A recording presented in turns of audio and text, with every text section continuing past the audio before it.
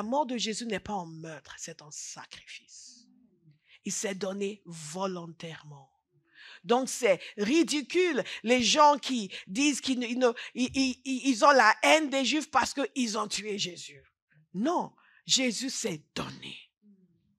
Oui, il y a des agents humains, mais il est venu pour mourir. Il s'est sacrifié.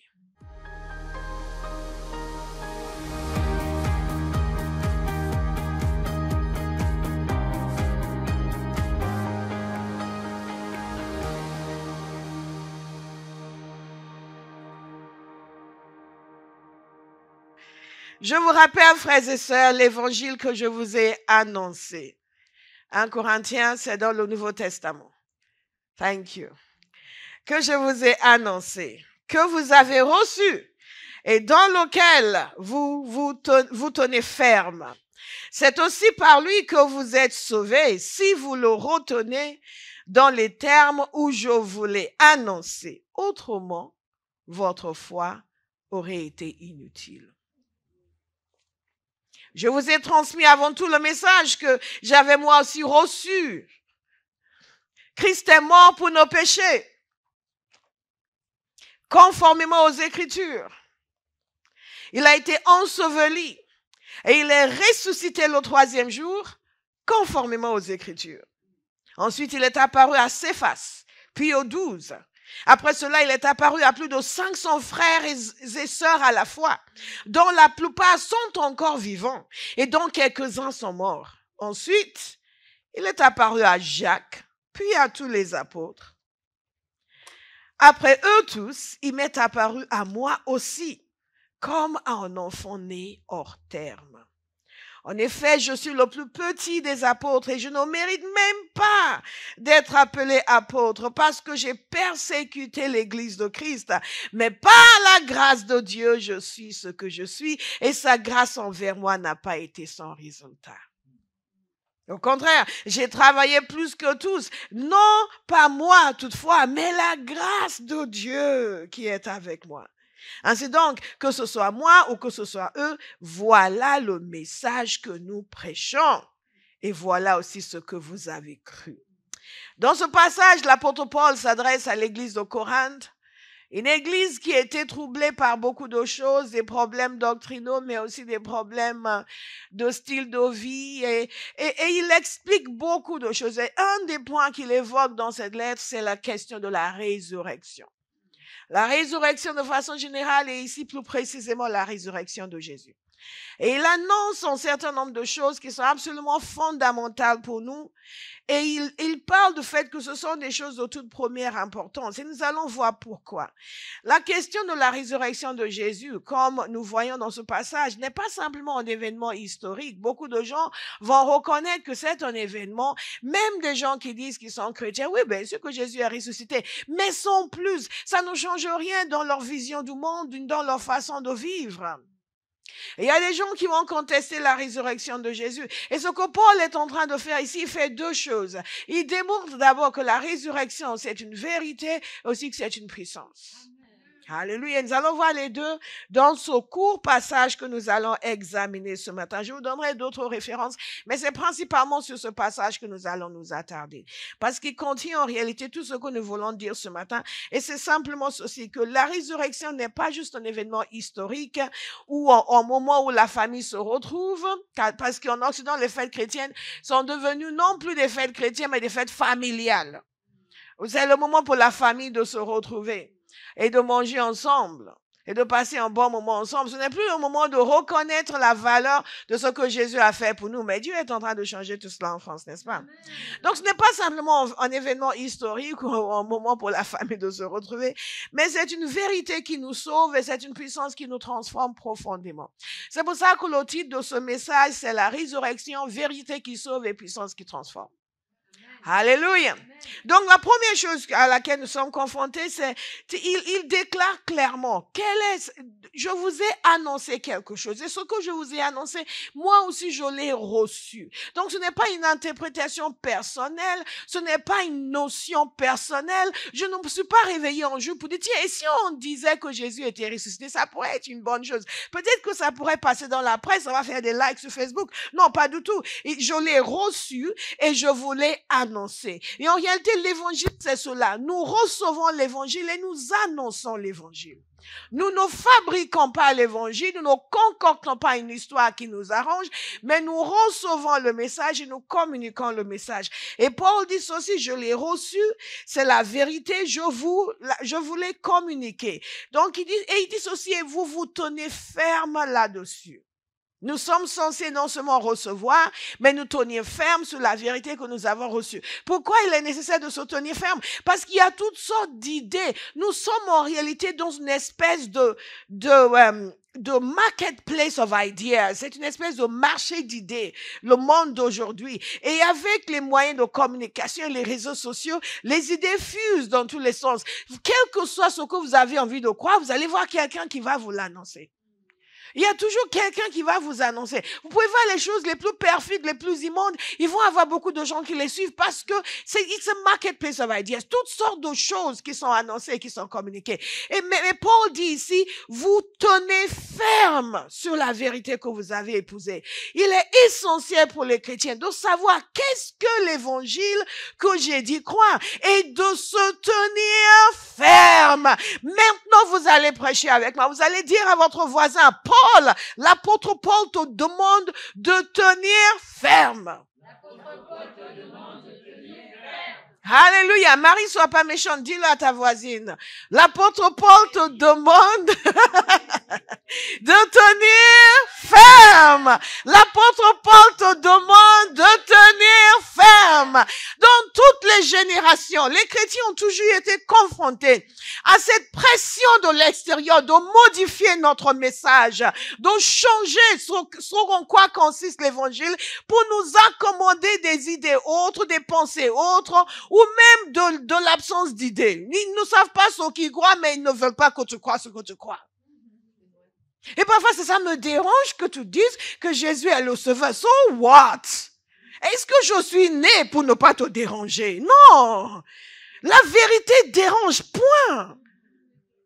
Alléluia. Et donc, il est essentiel pour nous de comprendre que depuis le début, nous sommes exhortés à savoir ce que nous croyons et à tenir ferme. Parce que Paul ne s'arrête pas à cela. Il dit parce que sinon, vous auriez cru en vain. Votre foi aurait été inutile.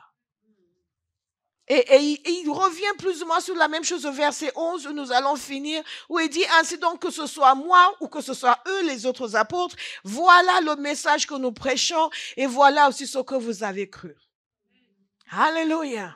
Nous devons être en mesure de dire ce que nous croyons. Et c'est ce que nous allons voir. Il a montré qu'il y a la vérité, c'est la puissance qui sauve et il n'y a pas de déviation possible. Maintenant, il y a beaucoup de choses qui sont accessoires. Mais le cœur de l'évangile n'est pas accessoire. Nous ne pouvons pas marchander concernant qui est Jésus, pourquoi Jésus est venu, ce que Jésus a fait. Parce que ce n'est qu'en recevant son message tel quel que nous recevons la puissance de ce message. Beaucoup de gens vont vous dire, oui, mais je ne suis pas chrétien, mais moi aussi je crois en Jésus. D'ailleurs, dans notre groupe, on fait des incantations et on ajoute Jésus. Ça, ce n'est pas Jésus. Ça, c'est un nom. Vous savez, en Amérique latine, il y a beaucoup de gens qui s'appellent Jésus. C'est peut-être l'an 2 qu'ils ajoutent à leurs incantations. Mais ce n'est pas le Fils de Dieu. Alléluia. C'est la raison pour laquelle, de temps en temps, vous allez voir un témoignage de quelqu'un qui était dans le New Age et qui va vous dire que il avait un guide et son guide s'appelait Jésus. Mais ce n'est pas le vrai. Quand on veut le vrai, voici le message. Et c'est ce que Paul nous dit dans la suite au verset 3. Je vous ai transmis avant tout le message que j'avais moi aussi reçu. Christ est mort pour nos péchés. Ça, c'est la première vérité. Christ est mort pour nos péchés. Est-ce que nous pouvons le déclarer ensemble? C'est le cœur de l'évangile. Jésus est né et il est mort pour nos péchés. Certains vont dire, oh non, mais Jésus n'est pas vraiment mort, ils l'ont remplacé à la croix. Parce que quand même, comment est-ce qu'un prophète peut mourir de façon si honteuse? Ça, c'est une logique humaine et charnelle. Ça, c'est méconnaître la raison pour laquelle il fallait qu'il meure. Est-ce que vous me suivez? Quand quelqu'un vous dit Jésus n'est pas mort à la croix parce qu'un prophète ne pouvait pas mourir, mais Jésus n'était pas un simple prophète. Il est le Fils de Dieu. Il a été incarné pour mourir. Il y a quelques années, je pense que c'était à Pâques, j'ai fait une série d'enseignements né pour mourir, mort pour vivre. Vous pouvez encore le retrouver sur Internet, je crois. Né pour mourir, mort pour vivre. Il était venu pour mourir. Alors, quelle idée de dire non, il ne pouvait pas mourir. En d'autres termes, il était venu pour rien. Donc, l'apôtre Paul l'affirme ici. Première vérité, Christ est mort pour nos péchés. Déclarons-le ensemble encore. Christ est mort pour nos péchés. Cela veut dire un certain nombre de choses. La première chose, c'est que cela veut dire que Christ est vraiment venu. Et donc, il est réellement mort. Il n'a pas été remplacé à la croix par un look-alike, vous voyez. Et non seulement cela, mais que nous étions des pécheurs. Alléluia. C'est madame ici qui a rencontré un vendeur de drogue une fois, elle lui a annoncé l'évangile. Il a dit, moi, je ne commets pas de péché.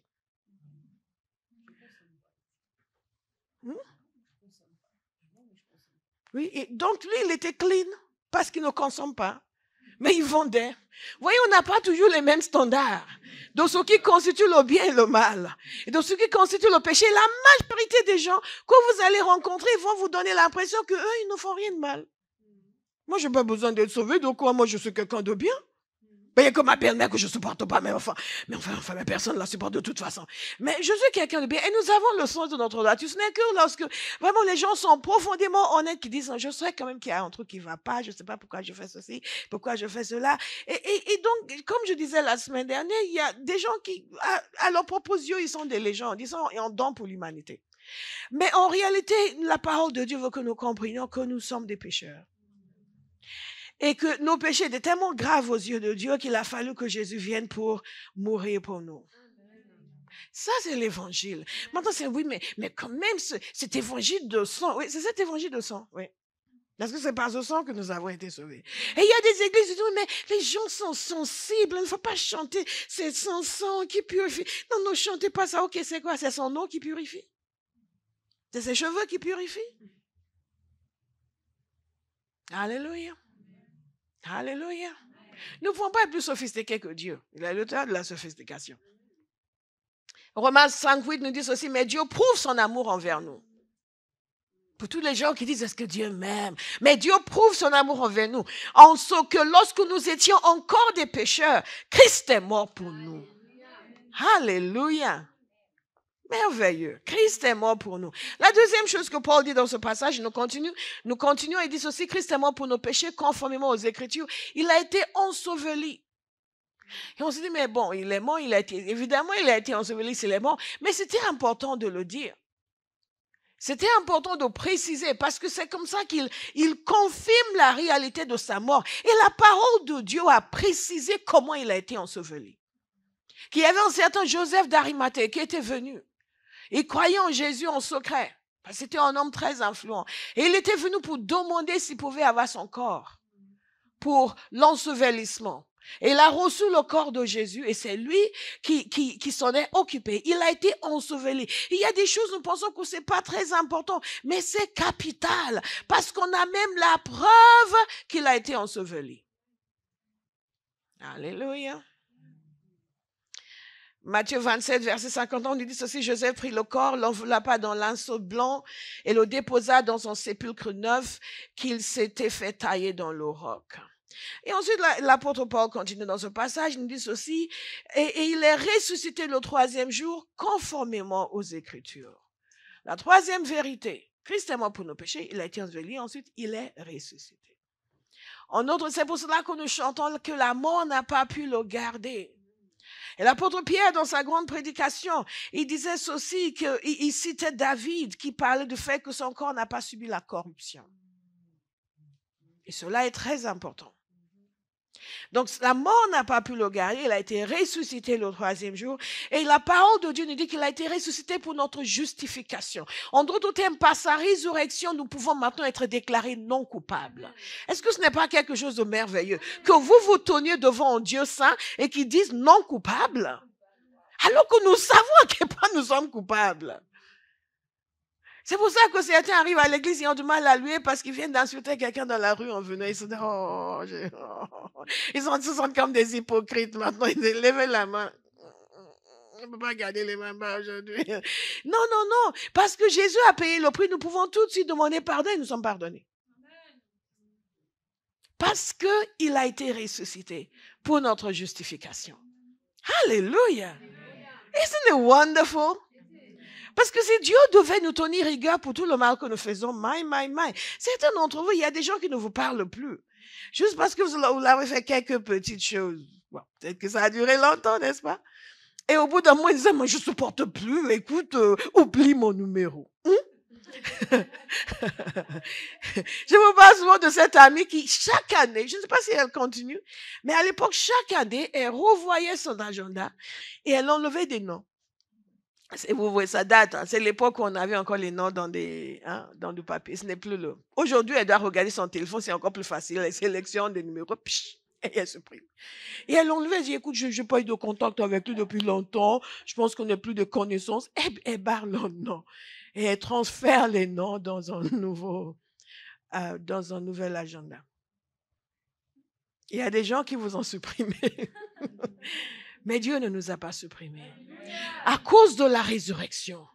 Parce que Jésus a été ressuscité pour notre justification. Donc, maintenant que vous lui donnez votre vie, à chaque instant, vous dites pardon, Seigneur, effacez. Effacez. Effacez. Et c'est une des raisons pour lesquelles, en tant que chrétien, nous devons apprendre à pardonner. Parce que vous pouvez être là en voulant à quelqu'un à qui Dieu a déjà pardonné. Que Seigneur m'a fait ça. Dieu dit, il a fait quoi? Ce n'est plus du tout dans mes registres. Mais non, Seigneur, il a fait ça, il a fait ça, il a fait ça. Et Dieu regarde, je ne vois pas. Pourquoi? Parce que lui, il a effacé. Est-ce que c'est pas merveilleux? Ça ne veut pas dire qu'il faut faire du mal. Les gens disent, de toute façon, Dieu m'a pardonné, il a effacé. Voilà. Ça, c'est encore un péché de méchanceté. Alléluia. Ça ne vous rassure pas? Le fait de savoir que Jésus a payé le prix pour que nous puissions être déclarés non coupables. Alléluia. Parce que des fois, quand mademoiselle ici parle des choses qu'elle a faites avant sa conversion, je dis heureusement que Jésus est ressuscité pour notre justification. Regardez. Il nous a dit ceci. C'est un des passages qui a été lu tout à l'heure. L'ange a dit ceci. Quant à vous, n'ayez pas peur, car je sais que vous cherchez Jésus, celui qui a été crucifié. Il n'est pas ici, car il est ressuscité. Comme il l'avait dit, venez voir l'endroit où le Seigneur était couché. Chacun de ces points est important parce qu'il nous est dit non seulement qu'il est mort, mais qu'il est ressuscité. Mais qu'il est mort, qu'il a été enseveli et qu'il est ressuscité. Et même l'ange leur a montré la preuve de sa résurrection. Venez voir l'endroit où il était couché. Vous voyez que c'est ici où il a été couché. Il n'y est plus. Dites, le tombeau est vide. Le tombeau est vide. D'ailleurs, quand vous regardez lorsqu'on parle de la défense de l'évangile, un des éléments souvent évoqués, c'est le tombeau vide. Le fait que même à l'époque, ils ne pouvaient pas expliquer pourquoi le tombeau était vide. Même les gens qui étaient farouchement contre, vous voyez, dans cette histoire, les gardes sont allés dire aux responsables, les responsables ont menti. Ils ont dit, son corps n'est plus là, on ne sait pas. Pourtant, ils ont mis une grosse pierre, ils ont posté des gardes. Ils ont dit, ce menteur-là, il avait dit qu'il allait ressusciter. Mais on pense que ses disciples vont venir voler son corps et ils vont dire qu'il est ressuscité. Donc, Dieu merci, ils étaient sceptiques. Parce que, du coup, ils ont bloqué l'entrée et ils ont mis des gardes. Et parce qu'ils ont mis des gardes, aujourd'hui, nous pouvons dire, alors pourquoi le tombeau était vide? S'il n'avait pas mis des gardes, même aujourd'hui, les gens pouvaient dire, ouais, mais ses disciples sont venus la nuit pour l'enlever. Non, personne ne peut le dire parce qu'ils ont posté des gardes, ils ont bloqué, posté des gardes. Qui ose venir ici? Mais le tombeau a été enlevé, la pierre a été enlevée, l'ange est descendu, enlever la pierre. Et ces gardes, lorsqu'ils sont allés dire, ils leur ont dit, il faut mentir, ils ont pris de l'argent. Ça fait longtemps que l'être humain est corrompu. C'est pas nouveau. Ils se sont laissés soudoyer. Mais en dépit de cela, ils ne pouvaient pas produire son corps.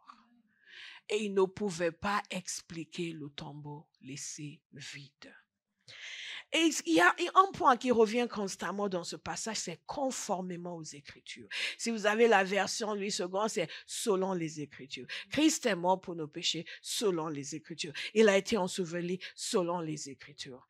Il est ressuscité le 3e jour selon les Écritures. Pourquoi? Et ça, c'est la 4e vérité. C'est que cela correspondait au plan que Dieu avait préparé d'avance.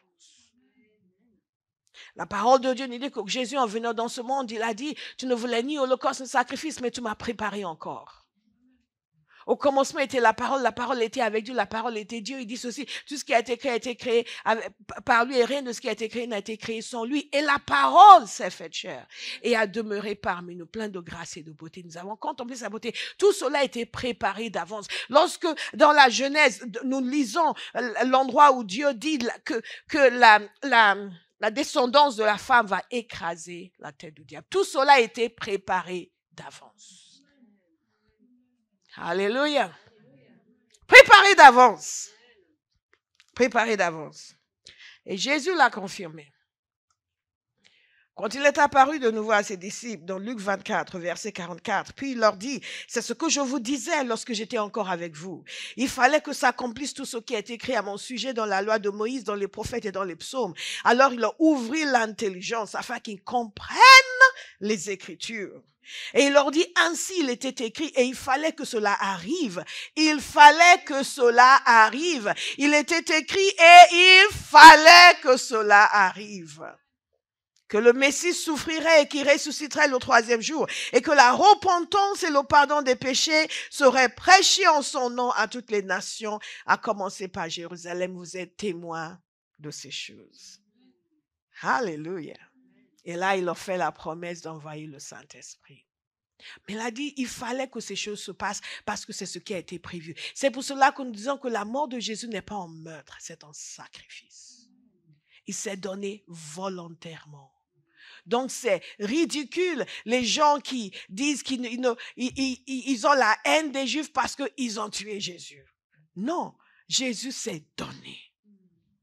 Oui, il y a des agents humains, mais il est venu pour mourir. Il s'est sacrifié. Et parce qu'il s'est sacrifié, nous pouvons être là aujourd'hui. Est-ce que ce n'est pas merveilleux? Amen. Oh, Jesus is wonderful. Et donc, il a dit que tout cela a été préparé d'avance. Et l'objectif, c'est que le Messie souffre, ressuscite le 3e jour et que la repentance et le pardon des péchés soient prêchés. Parce que par sa résurrection, il a obtenu pour l'être humain la possibilité d'être pardonné. Alléluia. Et c'est pour cela que je vous dis toujours, nous ne sommes pas pardonnés juste parce que nous demandons pardon. Nous sommes pardonnés parce que nous recevons celui qui nous a obtenu le pardon. Alléluia. Isn't God good? Pourquoi c'est donc si important? Parce que par la résurrection, sa mission est validée. Par la résurrection, Dieu valide le sacrifice de Jésus. Par la résurrection, nous pouvons dire que notre foi n'est pas vaine. Un peu plus tard, dans ce passage, il dit ceci, si Christ n'est pas ressuscité, votre foi est vaine. Mais Christ est ressuscité. Par la résurrection, il prouve qu'il est réellement le sauveur du monde, celui qui était sans péché. Wonderful. Et l'apôtre Paul ne s'arrête pas là parce qu'il continue dans ce passage. Regardez avec moi au verset 5.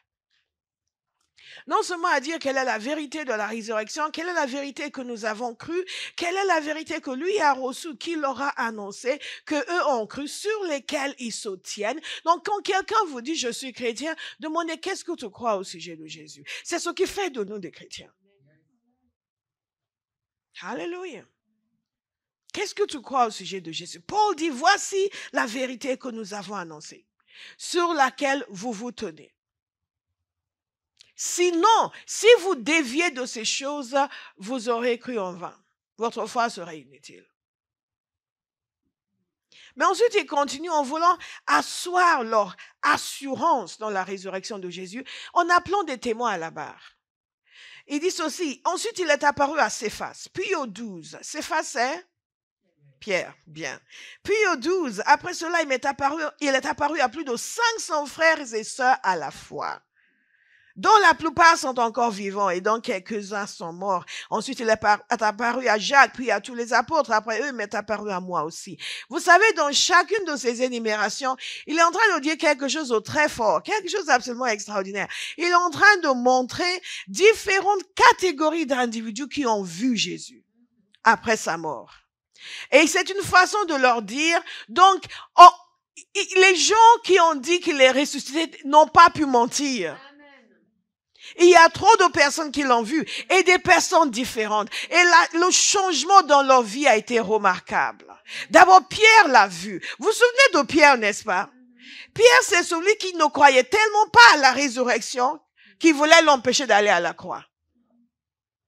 Parce que pour lui, la croix, c'était la fin. S'il mourait, c'était fini. C'était fini pour lui, c'était fini pour eux.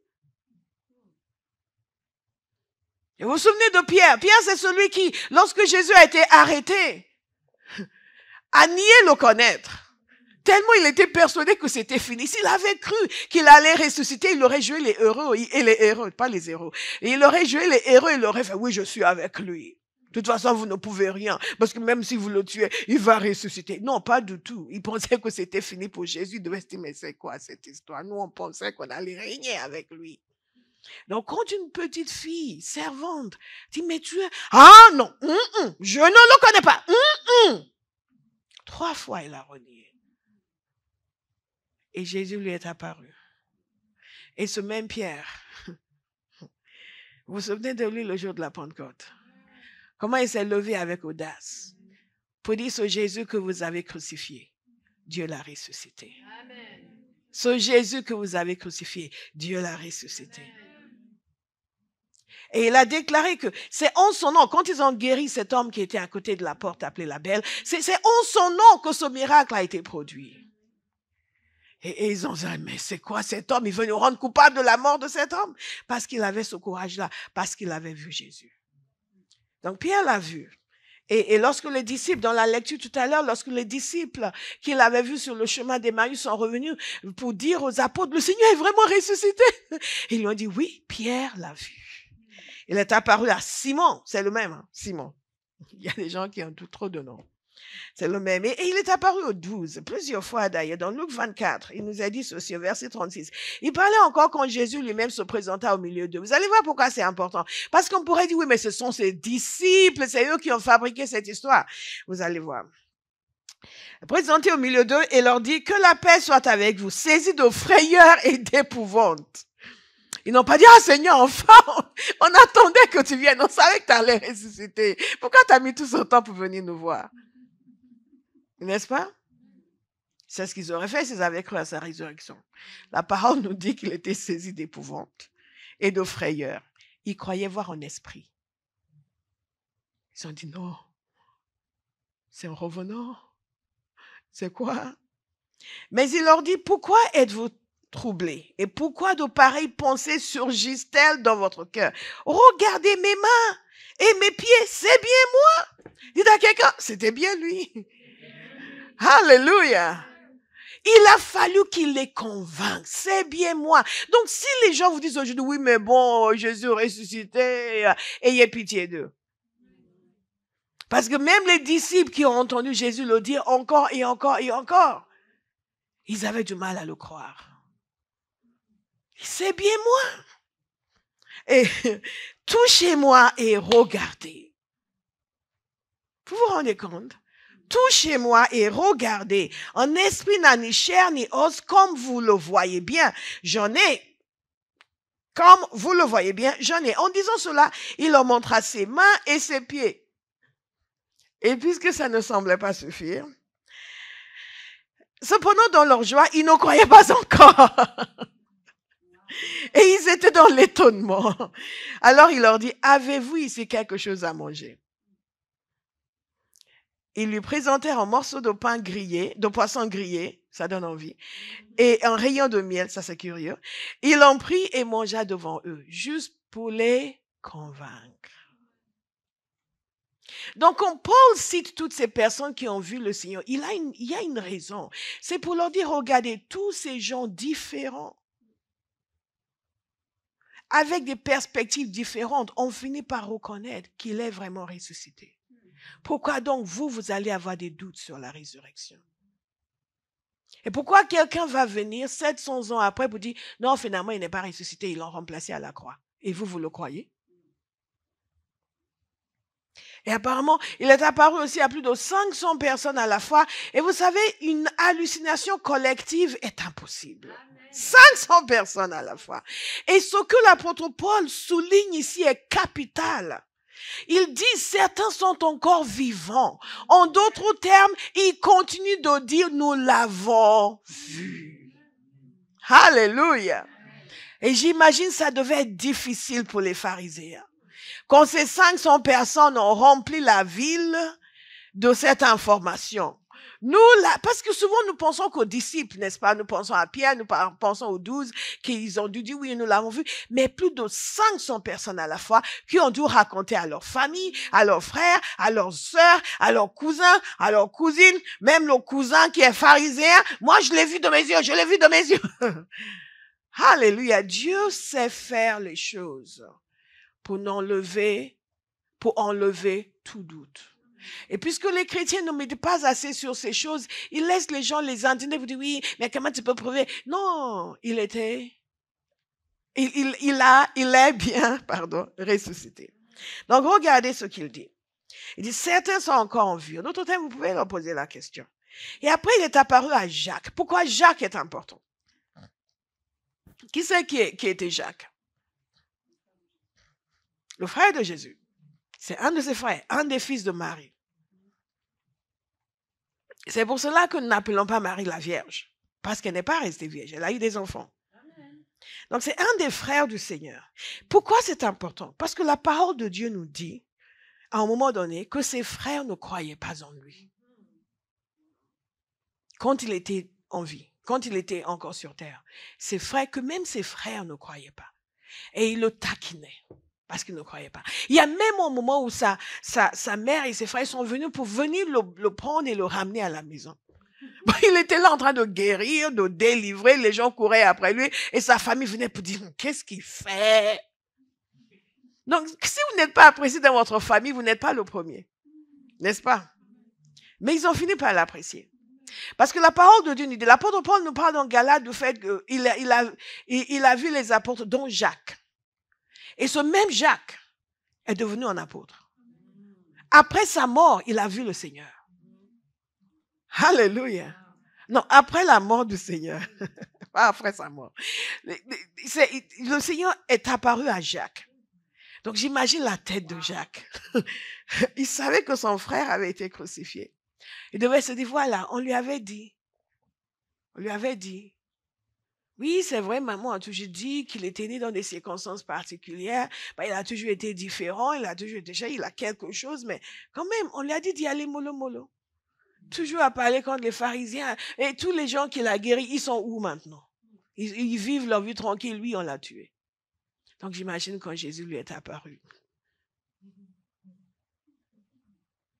Mais cela a tellement révolutionné sa vie qu'il est devenu un des apôtres.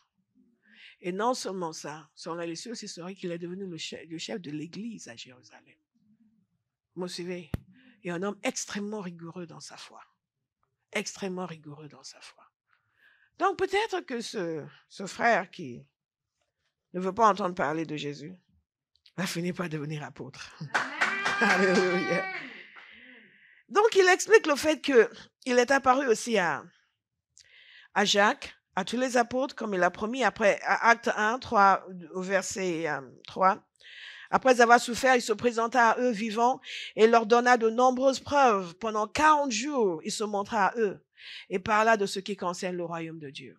Pendant 40 jours, après sa mort, après sa résurrection, il se montra à eux et il leur parla de choses concernant le royaume de Dieu. Il leur a donné de nombreuses preuves de sa résurrection.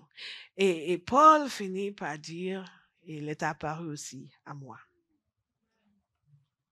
Il dit, en effet, je suis le plus petit des apôtres et je ne mérite même pas d'être appelé apôtre puisque j'ai persécuté l'Église de Dieu. Vous vous souvenez des circonstances dans lesquelles Jésus est apparu à Paul?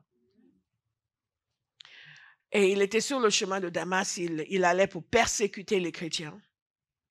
Il a dit, pour ma part, acte 26, verset 9, j'avais cru devoir agir vigoureusement contre le nom de Jésus de Nazareth. C'est ce que j'ai fait à Jérusalem. J'ai jeté en prison beaucoup de chrétiens. Voyez toute la diversité des gens qui ont vu le Seigneur. Entre les gens de sa famille qui ne croyaient pas en lui. Des disciples qui n'étaient pas convaincus qu'il allait vraiment ressusciter. Des gens, des apôtres et un grand nombre de personnes, parce qu'il y avait souvent des foules qui le suivaient. Donc certaines parmi eux étaient parmi ces 500 qui l'ont vu. Et même plus tard à quelqu'un qui n'était même pas de son monde quand il était en vie, mais qui après sa mort a décidé de se déchaîner contre l'Église. Et Jésus lui est apparu. Paul explique comment cela s'est passé dans Acte 26, lisez pour vous-même, du verset 9 au verset 18, il donne en détail en expliquant au roi Agrippa, après que lui ait été emprisonné parce qu'il prêchait le même Jésus qu'il essayait de persécuter. Et ce qui est merveilleux, on pourrait dire, oui, mais Paul, il exagère. Non, pas du tout, parce que Jésus lui-même lui a dit, pourquoi tu me persécutes? Il dit, Seigneur, il dit, non, je suis Jésus, celui que tu persécutes. Je suis Jésus, celui que tu persécutes. En persécutant l'Église, il persécutait Jésus. Et Jésus lui est apparu quand même. Il lui a parlé de l'appel qu'il avait sur sa vie. Et donc, Paul pouvait maintenant dire, moi aussi je l'ai vu. Moi aussi je l'ai vu. Je suis un témoin de sa résurrection. Et le Seigneur a fait les choses de cette manière-là parce qu'il voulait absolument que nous soyons convaincus de la réalité de la résurrection, parce que la résurrection est la pièce maîtresse en réalité de l'œuvre de la rédemption. Chaque élément est important, l'incarnation, la crucifixion. Mais si Jésus n'était pas ressuscité, nous dit la parole de Dieu, notre foi est vaine. Il dit, si Jésus n'était pas ressuscité, votre foi est vaine, vous êtes encore dans vos péchés.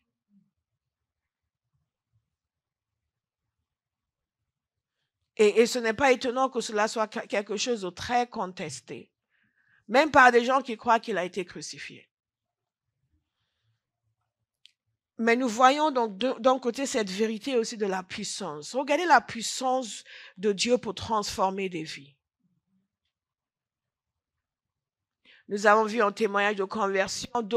Tous ici peuvent raconter sur leur témoignage de conversion comment Dieu a complètement transformé nos vies. Et c'est la puissance de Dieu qui opère. Je suis persuadée que quelqu'un aujourd'hui qui va accepter la vérité de la résurrection va vivre aussi la puissance de la résurrection. Amen.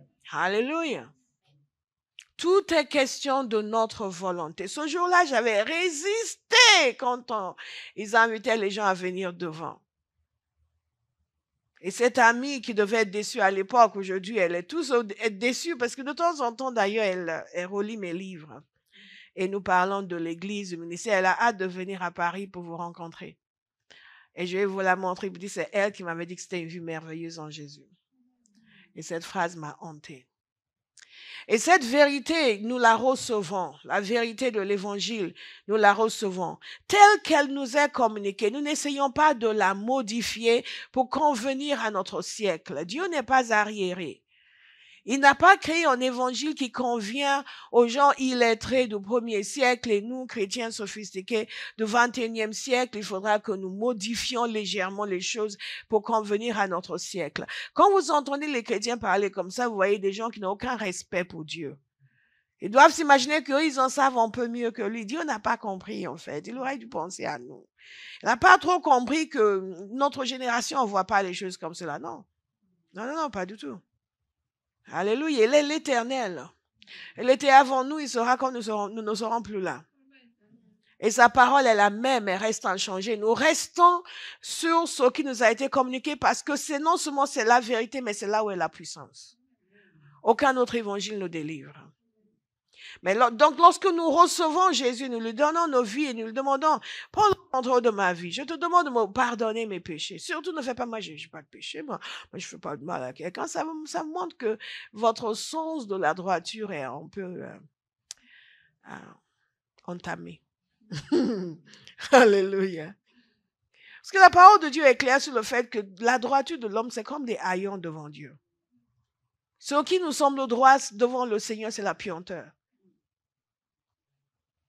Et pourtant, vous allez voir des gens juger Dieu, mais si Dieu est là, pourquoi il y a tant de ceci? Oui, parce que l'homme est là. C'est pour ça qu'il y a... Pourquoi il y a toutes ces... Parce que l'homme est là. Dieu n'est pas seul. L'homme est là aussi. Alléluia. Donc, nous recevons cette vérité, nous donnons nos vies à Jésus, nous lui demandons de pardonner nos péchés. Et certains disent, mais pourquoi pardonner nos péchés? Ça veut dire que mes péchés ne sont pas pardonnés sans Jésus. Non, nos péchés ne sont pas pardonnés sans Jésus. Pourquoi? Parce que ça ne peut pas être pardonné sans Jésus. Parce que le châtiment qui nous donne la paix est tombé sur lui. C'est lui qui a porté nos péchés. C'est lui qui a obtenu pour nous la possibilité d'être pardonné. Personne d'autre. Personne d'autre. Même nos larmes ne peuvent pas nous obtenir le pardon. Même nos jeûnes ne peuvent pas nous obtenir le pardon. Parce que certains vont faire de longs jeûnes. Parfois, on va vous dire, oui, mais dans tel endroit, ils ont une grande spiritualité, ils font de longs jeûnes, que vous-même, vous, les chrétiens, vous ne pouvez pas faire. Mais nous ne sommes pas sauvés par nos jeûnes. Nous sommes sauvés par le sacrifice de Jésus. S'il y avait quelque chose que l'être humain pouvait faire de lui-même, Dieu lui dira, fais-le. Jésus n'était pas Dieu n'est pas venu sur terre pour mourir, alors qu'il y avait d'autres moyens de nous sauver. Est-ce que vous me suivez? Donc, nous recevons la vérité de l'évangile et nous donnons nos vies à Jésus. Nous demandons de nous pardonner, de nous recevoir dans sa famille. Mais nous recevons aussi, et nous recevons aussi sa puissance qui transforme et qui change des vies. Regardez Paul, moi qui étais un blasphémateur, il a écrit à Timothée, il dit, moi qui étais un blasphémateur, un persécuteur, un homme violent, mais il m'a fait grâce. Alléluia. Et ça, c'est notre histoire à tous. Il nous a fait grâce. Il nous a fait grâce. Chacun de nous. Il y a un avant et un après. Parfois, les gens regardent quelqu'un qui est chrétien, parfois, mais cette vieille dame, elle est acarienne. Elle dit qu'elle est chrétienne, mais elle était plus acarienne que ça avant. Jésus a opéré quand même, elle est beaucoup moins acarienne. Et elle aime Jésus. Alléluia.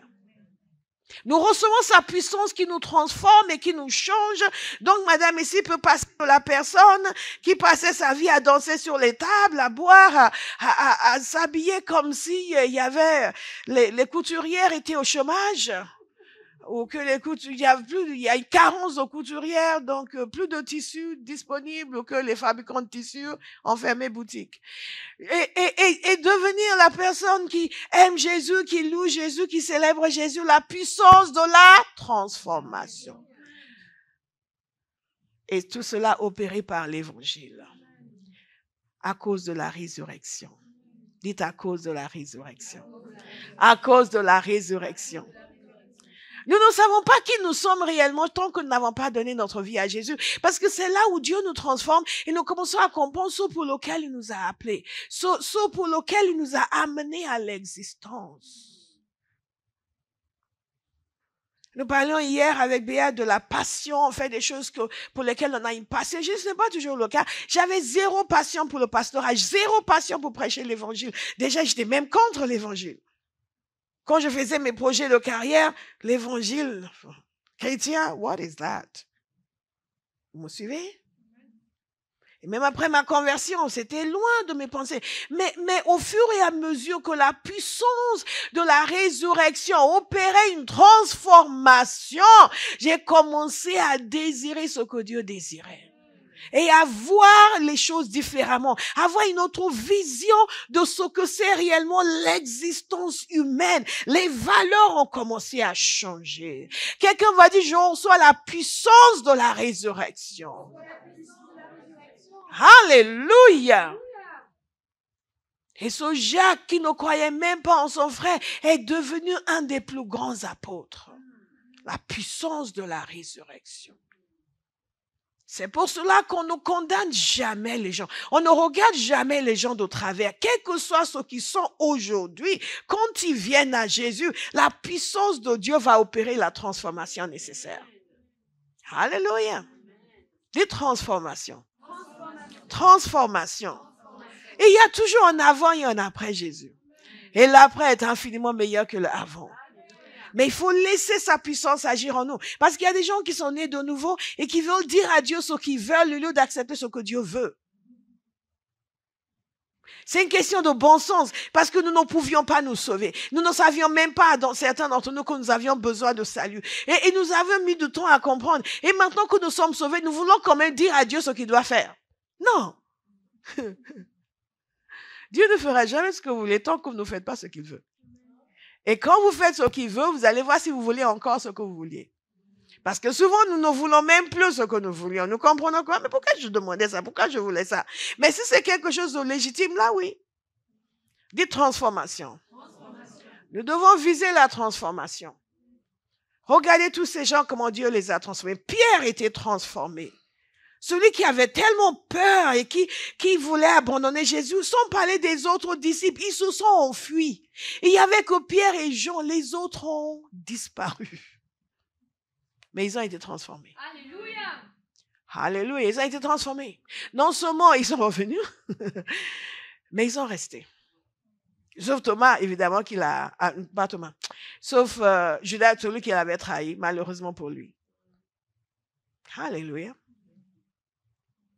Ils ont resté, ils ont continué, ils ont reçu le Saint-Esprit. Ils ont continué.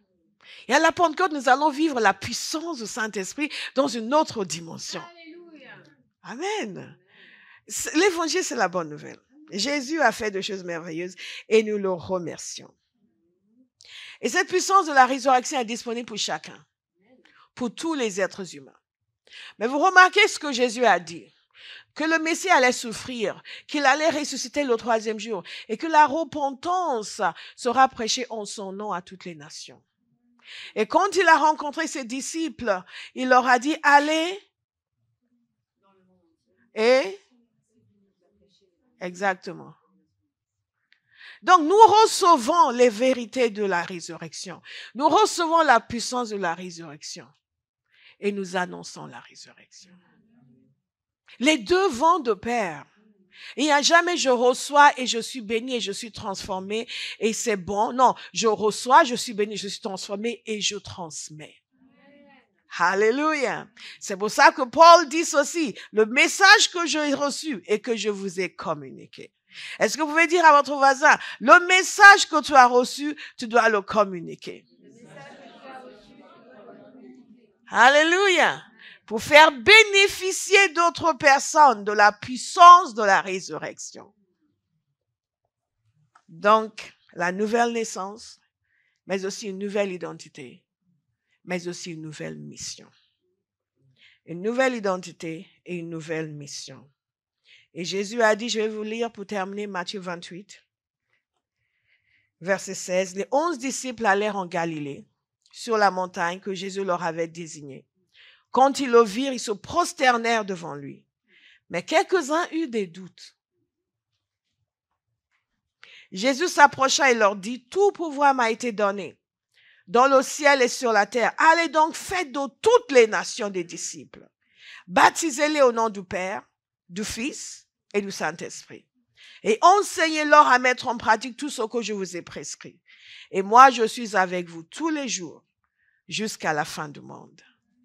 Qu'est-ce qui nous donne l'assurance? Jésus a dit qu'il sera avec nous tous les jours, jusqu'à la fin du monde. Où que vous soyez, il est avec vous tous les jours, jusqu'à la fin du monde. Quand vous allez faire votre shopping, ne perdez pas du temps à faire du shopping, mais il est à vos côtés tous les jours. Jésus est là, donc on va passer 5 heures sur ce site de vente de... Hein? Non. Non, je suis en communion avec Jésus pendant que je passe 5 heures à examiner la chemise. Non. Il est avec toi dans ta salle de cours. Alléluia. Les garçons, il est avec vous dans l'école. Il est avec toi à la radio. Il est avec Miss Candy dans l'entreprise. Jésus est avec nous. Est-ce que vous pouvez le dire à quelqu'un, Jésus est avec toi? Amen. Alléluia. Dites à quelqu'un d'autre, Jésus est avec moi. Cette conscience de sa présence, cette conscience de la réalité de la communion du Saint-Esprit doit nous habiter. Cela a beaucoup de ramifications et nous n'avons pas le temps d'entrer dans toutes ces ramifications. Mais il est essentiel qu'en tant qu'enfants de Dieu, nous vivions pleinement le sens de la réconciliation que nous avons reçue avec Dieu. La prochaine fois que vous êtes tentés de vous inquiéter, de paniquer, rappelez-vous, Jésus a dit, je suis avec vous. La prochaine fois que vous allez donner un flyer à quelqu'un à Châtelet et qui vous insulte, rappelez-vous, Jésus est avec vous. Alléluia. Dites, Jésus vient de m'insulter. C'est parce qu'ils ne savent pas que tu es avec moi. On va aller de l'autre côté. On va continuer. Ce matin, nous allons prier. Nous avons parlé de la vérité de la résurrection. Je vais inviter quelqu'un à recevoir ce matin la vérité de la résurrection. C'est ce que vous avez cru. Est-ce que vous la croyez? Est-ce que vous la croyez? Ou est-ce que vous pensez que oui, mais quand même, peut-être, est-ce qu'on est vraiment obligé de croire ça? J'ai posé cette question tellement de fois avant de venir à Jésus. Je voulais aménager l'évangile à ma sauce.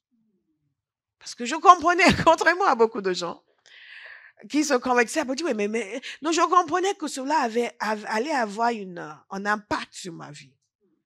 Et en fonction des compromis que j'étais disposé à faire, je voulais modifier le contenu de l'évangile. Mais nous ne pouvons pas modifier le contenu de l'évangile. Ce que je vous demande ce matin, c'est de recevoir cette vérité, de la recevoir profondément.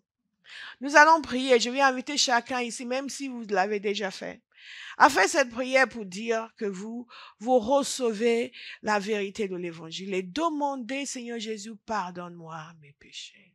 Je reconnais que c'est toi et toi seul. C'est toi qui es mort, comme l'apôtre Paul a dit, tu es mort pour nos péchés. Tu as été enseveli. Oh, Jesus, thank you. Tu es ressuscité. Et tout cela, c'était le plan de Dieu pour que nous soyons sauvés. Et peu importe l'âge où vous avez, la parole de Dieu nous dit que tous ont péché et ont été privés de la gloire de Dieu. Et peu importe le nombre d'années où votre mère, votre père est chrétien, on ne naît pas chrétien, on le devient. Si on naissait chrétien, moi, j'aurais été chrétien depuis la première heure. Je pensais que je l'étais, mais je ne l'étais pas. Et nous allons aussi prier dans un deuxième temps pour dire cet évangile que nous avons reçu, cette puissance qui agit en nous. Nous acceptons le mandat de Jésus de communiquer ce message. Nous ne pouvons pas juste nous réjouir de ce que nous avons. Nous devons communiquer ce que nous avons. Ce sont les deux versants et ils vont de pair. Il n'y a jamais l'un sans l'autre. Il n'y a pas un endroit où Jésus a dit, recevez ma vie, recevez ma paix. Vivez votre vie tranquillement. Je suis là pour répondre à tous vos problèmes. Mais vous n'avez rien à faire, rien à faire. Non. À chaque fois, il dit, allez, allez, allez. Allez, faites des disciples. Annoncez l'évangile. Marc 16. Prêchez l'évangile à toute la création. Et il dit ceci, tous ceux qui croient seront sauvés. Tous ceux qui ne croient pas seront condamnés. Donc c'est une question de vie et de mort. Ce n'est pas une question de la vie sera tellement plus simple, tu vas être libéré de la dépression, tu vas pouvoir bien dormir, tu vas être bien. Tout cela va se produire, mais ce n'est pas l'objectif. L'objectif, c'est que nous soyons réconciliés avec le Père. L'objectif, c'est d'être séparés pour toujours des ténèbres et recevoir le pardon. Nous allons prier. Priez ensemble, s'il vous plaît. Alléluia.